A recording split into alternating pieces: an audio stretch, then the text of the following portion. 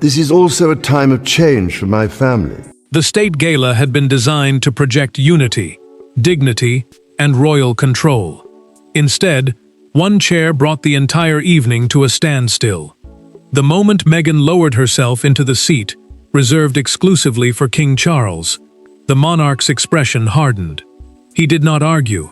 He did not ask for an explanation.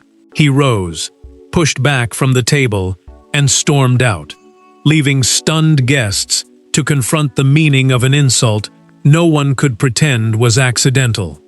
Before we go deeper into what this really means for the royal family, make sure to subscribe so you don't miss a single update. Silence struck before anyone moved. Foreign dignitaries and senior royals had gathered inside Buckingham Palace for a gala meant to display unity.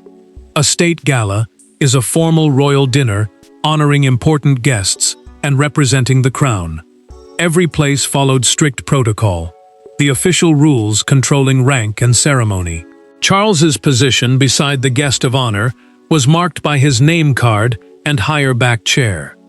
Meghan entered after most guests were seated. She walked toward that place, lifted the card, set it aside, and sat moments before the king reached the table.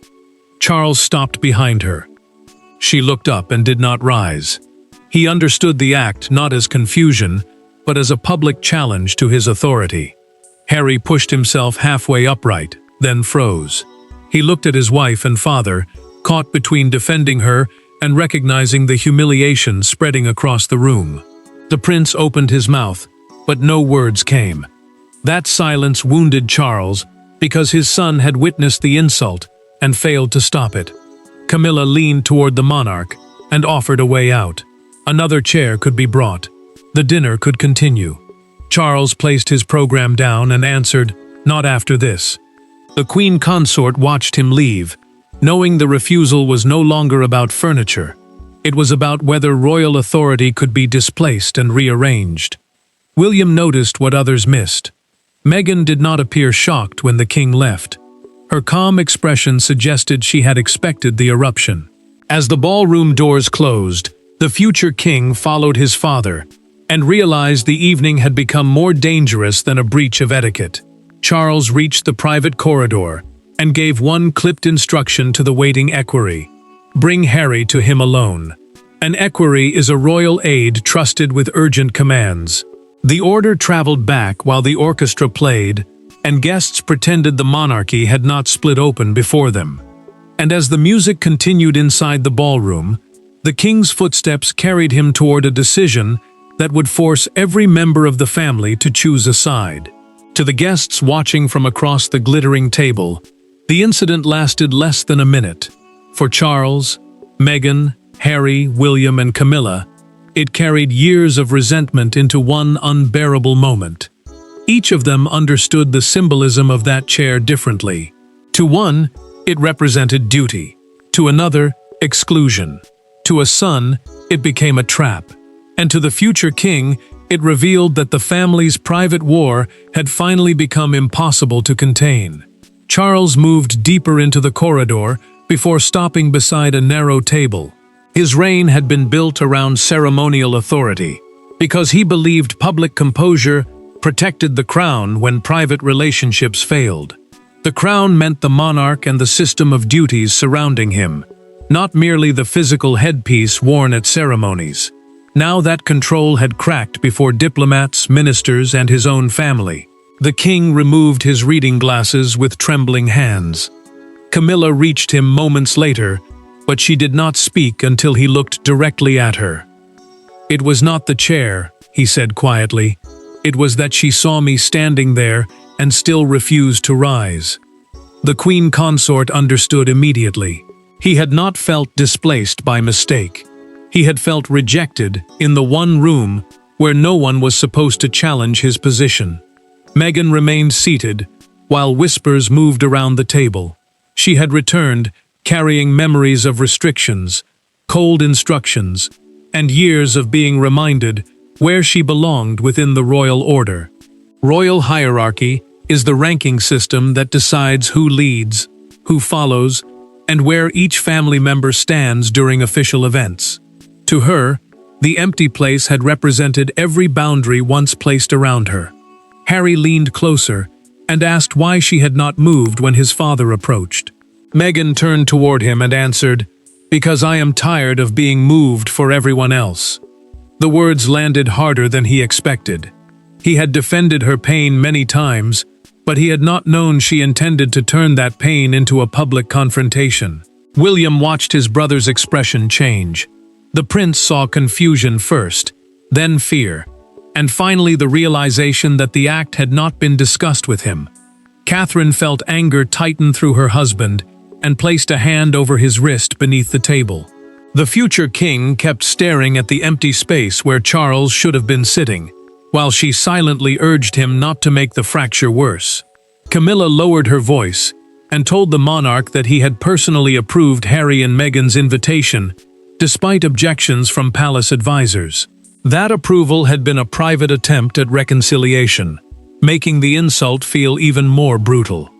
Charles had opened the door, and she had answered by taking his place. An equerry entered the ballroom and approached Harry.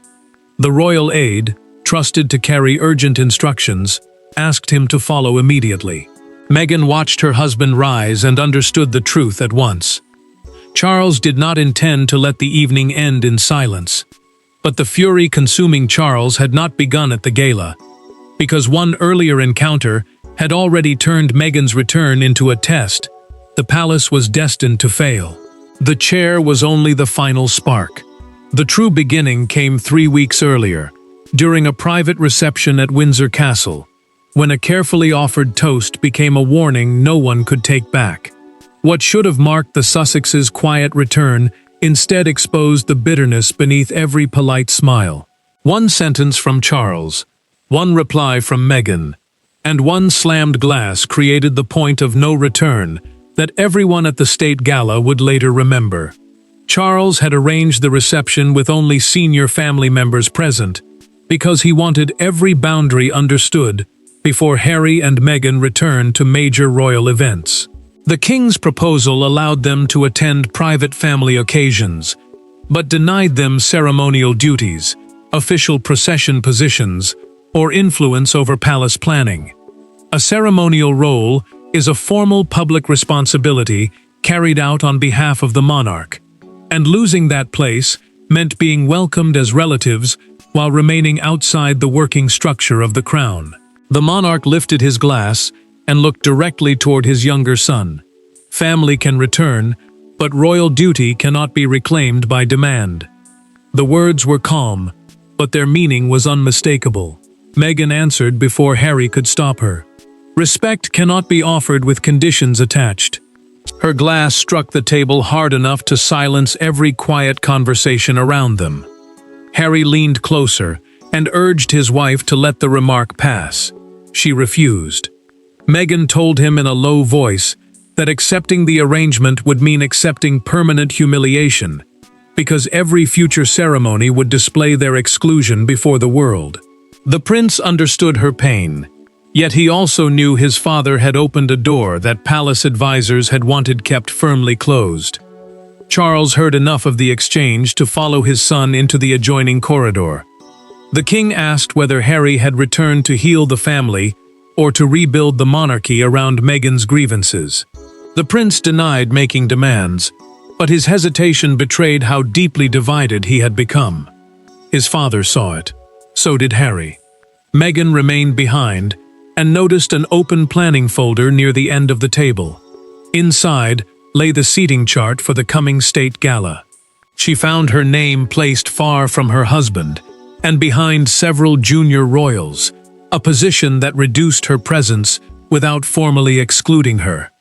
Her expression changed, but she said nothing. A palace aide returned minutes later and discovered the chart had been moved.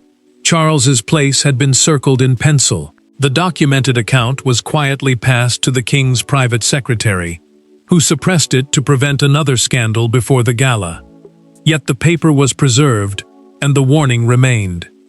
Now, as an equerry summoned Harry away from the ballroom, the prince finally understood. His father did not see the chair as a sudden act of anger. He believed the challenge had begun at Windsor. The gala had exposed the insult, but behind a closed palace door, father and son were about to confront the betrayal that had been building since Windsor.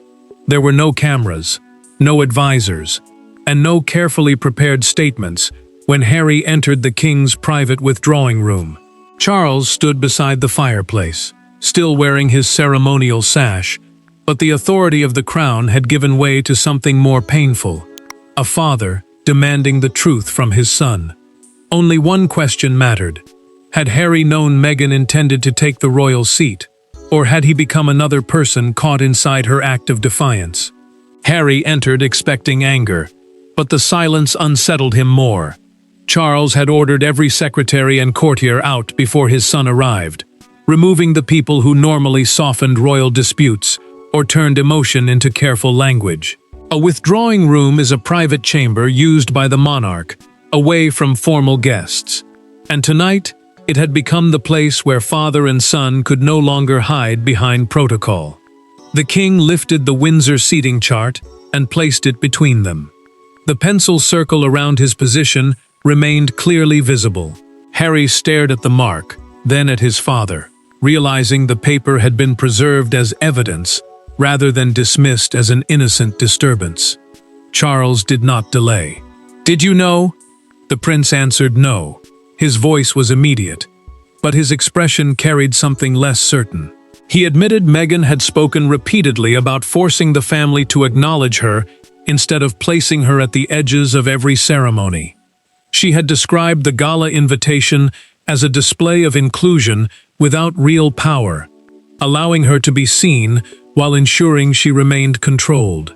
Harry's fear quickly became anger.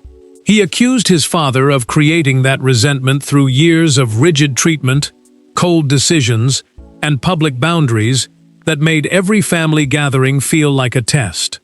Charles listened without interrupting. Then the monarch answered that pain might explain humiliation, but it could never excuse inflicting it. The king stepped closer until his son had no choice but to meet his eyes. "You watched her sit there, and for 1 second, you chose silence over me."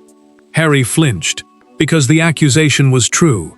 He had not planned the act, yet when the moment came, he had frozen between loyalty to his wife and duty to his father. That hesitation had become its own decision. The door opened before he could answer. William entered, carrying a written security summary.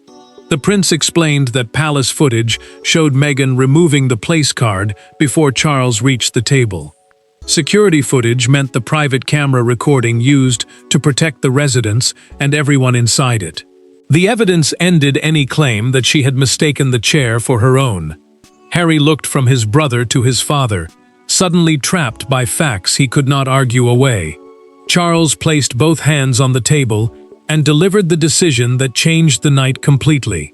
Before dawn, the family would determine whether Meghan was permitted to remain inside Buckingham Palace. Yet the fate of Meghan's place in the palace would not be decided by anger alone, because another royal had quietly gained control of the evidence, the guest list, and the king's next move. While Charles confronted his sons, Camila remained outside the room, with the calm of someone who understood that royal power rarely belonged to the loudest person. She had watched the insult unfold, seen the king's composure collapse, and immediately recognized that the next hour would determine more than Meghan's accommodation. It would decide whether emotion controlled the monarchy, or whether the palace machinery would close around the Duchess before she had time to shape the story herself. Camila stood between the withdrawing room and the waiting courtiers, controlling who could reach Charles while his anger remained dangerously exposed. As queen consort, she was the monarch's wife, but not the ruling sovereign. Yet her private access gave her enormous influence during a family crisis. No secretary entered without her approval. No version of the evening reached the king until she had examined it first. The queen consort summoned the Lord Chamberlain and ordered him to secure every seating record, staff statement, and piece of internal footage.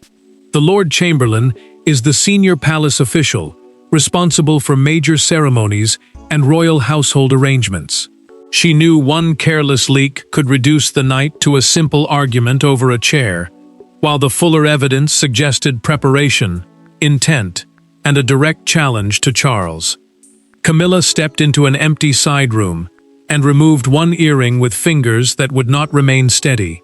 A trusted aide asked whether she needed a moment. She admitted quietly that she had never seen the king abandon a state occasion in anger.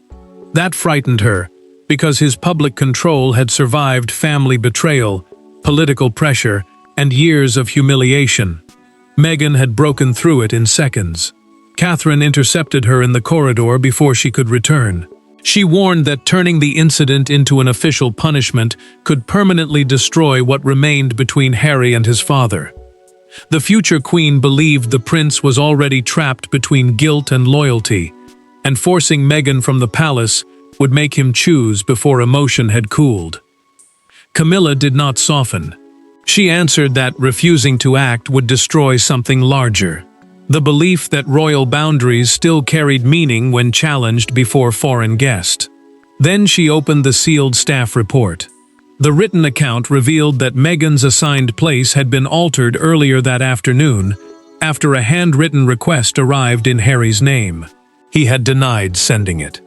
A junior aide also recalled a brief recorded statement, in which Meghan asked exactly how long Charles's chair would remain unattended during the opening procession. Together, those details made accident almost impossible to defend. The Queen Consort sealed the summary and entered the private room. Charles read each page without speaking. William watched his father's face harden as Camila delivered her recommendation. Meghan should be removed from the royal apartments before the gala guests departed. The recommendation was cold, swift, and unmistakable. But when it reached Meghan, her reaction turned private punishment into a crisis no palace wall could contain. The order arrived without ceremony. A senior equerry approached Meghan beside the deserted gala table and informed her that she was to return to her guest suite, gather her belongings, and leave Buckingham Palace before midnight. For the first time that evening, her composure cracked. She did not cry, apologize, or ask for Charles. Instead, she looked toward the closed ballroom doors and delivered a refusal that ensured the confrontation would no longer remain between one woman and one wounded king. Meghan watched foreign guests being guided into another reception room while palace staff quietly dismantled the dinner setting far earlier than planned. An equerry is a senior royal aide trusted to carry the monarch's direct instructions, which meant the message had come from Charles himself. The order concerned her accommodation inside the palace, not her marriage or legal position, but its meaning was still brutal. She was being told she no longer belonged under the king's roof. The Duchess gripped the back of the disputed chair and fixed her eyes on the aide. "I will not be escorted out as though I entered this family illegally." Her voice carried across the nearly empty ballroom. The equerry remained still, but several members of staff stopped moving because the refusal had transformed a private command into open resistance. Harry returned before anyone could respond. He asked his wife to comply for one night so he could calm his father and prevent the situation from becoming permanent. Meghan turned on him immediately. She accused the prince of abandoning her the moment Charles demanded loyalty, reminding him that he had promised she would never face the palace alone again. Harry struggled to answer, then finally said what she feared most. Taking the chair had been wrong. The words struck harder than the removal order. Meghan recoiled because she had expected him to defend the pain behind her action, not condemn the protocol she had broken. He tried to explain that understanding her anger did not make the humiliation acceptable, but she no longer heard comfort in his voice. Meghan reached into her handbag and revealed that she had recorded part of the Windsor conversation. A recorded conversation is an audio account preserving the exact words spoken, and hers captured Charles defining the limits of their return. She warned that if the palace described her as unstable or irrational, the public would hear how those boundaries had been delivered. William entered as security moved closer. The prince immediately ordered them not to touch her. He knew one image of Meghan being physically removed would erase every other fact and turn her into a global symbol of royal cruelty. The future king paused the command, but he could not end the crisis. Catherine stepped forward and asked Meghan to meet privately. No husbands, no monarch, no advisors, just the two of them. For the first time that night, the conflict moved away from kings, protocols, and security, and into a room where two women would finally speak, without anyone else controlling the meaning of their words. Catherine did not enter the room as the future queen, and Meghan did not meet her as the rebellious duchess. With the door locked and every advisor left outside, they faced each other as two women shaped and wounded by the same institution. The anger of the Gala followed them inside, but so did years of silence. What began as a final attempt to prevent disaster became the first conversation in which neither could hide behind husbands, titles, or palace expectations. Catherine had chosen a small music room, far from the remaining guests, because it held no staff desk, recording equipment, or formal royal seating arrangement. Nothing inside could decide who ranked higher before either woman spoke. The future queen, meaning the woman expected to stand beside William when he becomes monarch, wanted the conversation stripped of ceremony. Meghan understood the choice and remained by the locked door, still carrying the anger that had driven her into Charles's chair. The princess spoke first. She explained that the king's departure had not been planned as a punishment or staged to shame anyone.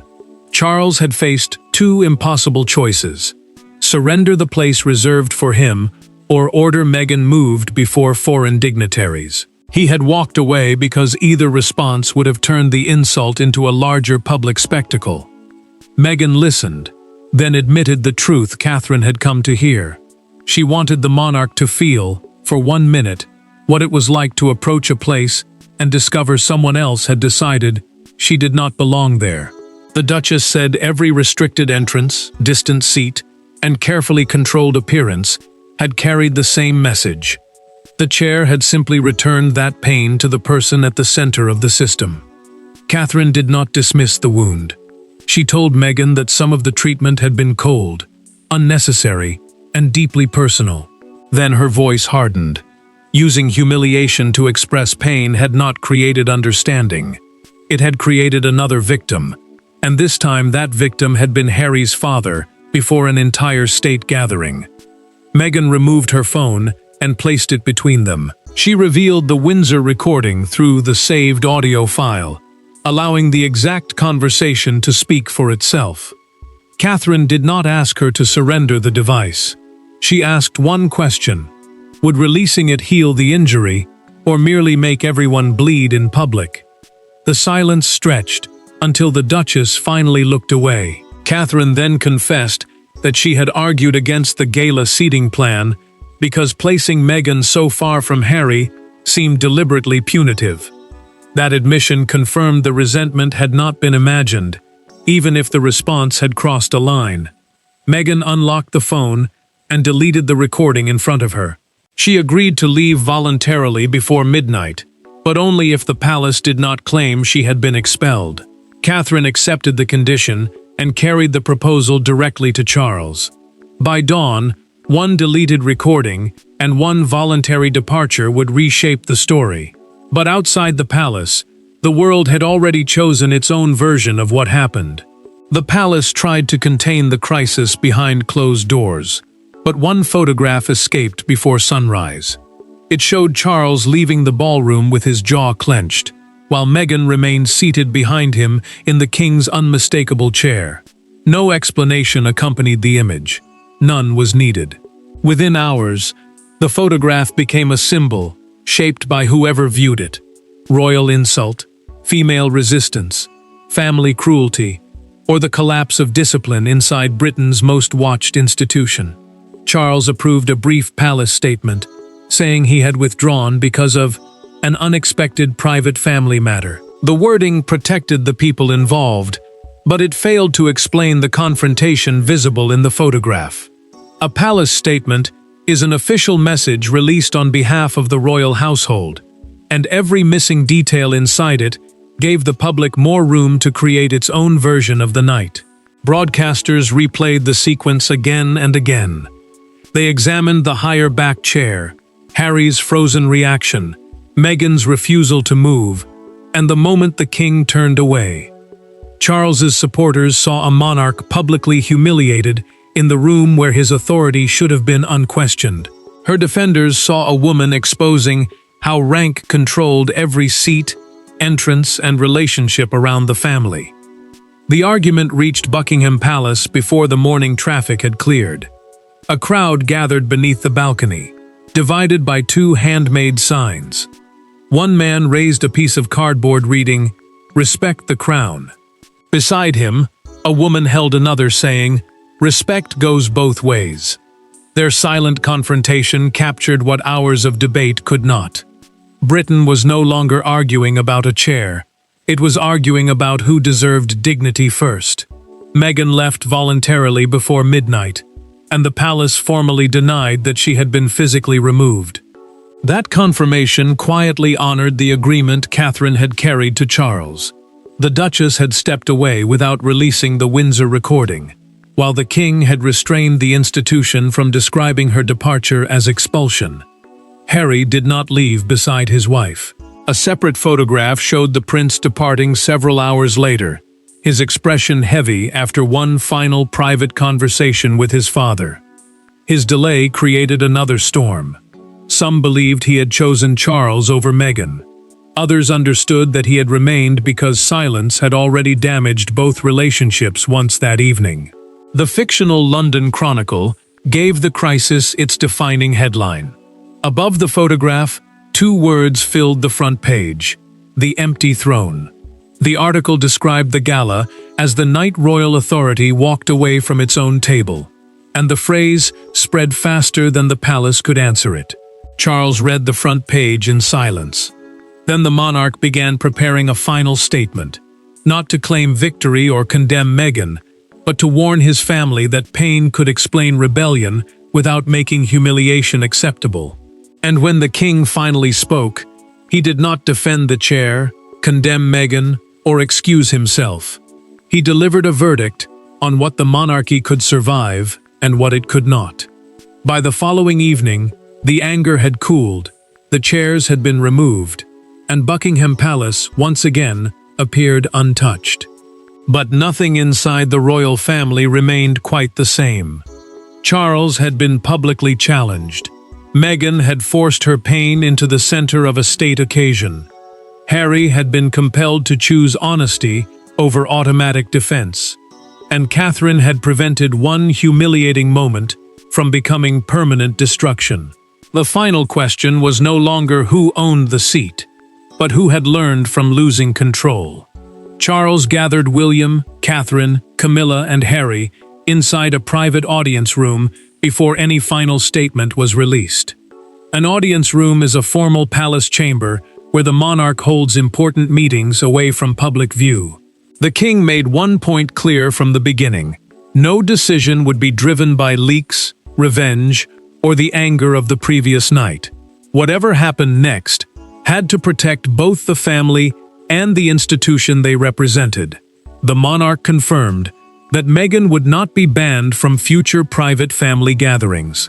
However, she would remain absent from state ceremonies until trust had been rebuilt through quiet conduct rather than public gestures.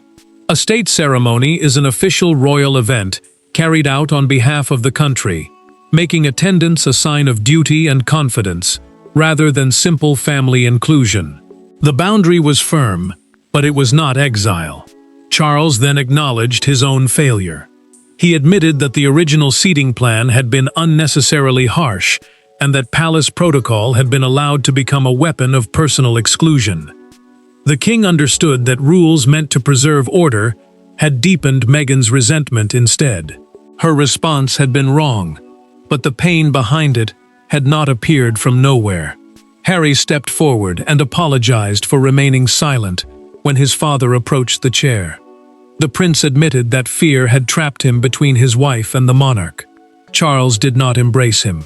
Instead, he placed one hand on his son's shoulder and said that honesty must come before loyalty, because loyalty without truth only allowed damage to grow.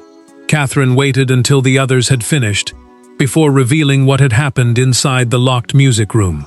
Through her direct account, she told the king that Meghan had deleted the Windsor recording voluntarily. The future queen explained that the Duchess had chosen not to release words that could have deepened the crisis, even after feeling cornered and humiliated. Meghan therefore left the palace neither victorious nor defeated. She forced the family to acknowledge the hurt behind her anger, but she lost the right to defend the method she had chosen. Harry faced the truth. Catherine created the compromise. Charles refused revenge. The king later returned alone to the empty ballroom. He stood beside the place where his chair had been and placed Meghan's discarded name card on the table instead of tearing it apart. That small act carried the final verdict. Dignity could not be demanded through humiliation, and authority could not survive by refusing to recognize pain. The gala began as a display of royal power, but it ended as something far more human, a painful reckoning in which the crown endured not because Charles held his seat, but because he finally understood when to stand firm, when to admit fault, and when to let restraint speak louder than anger.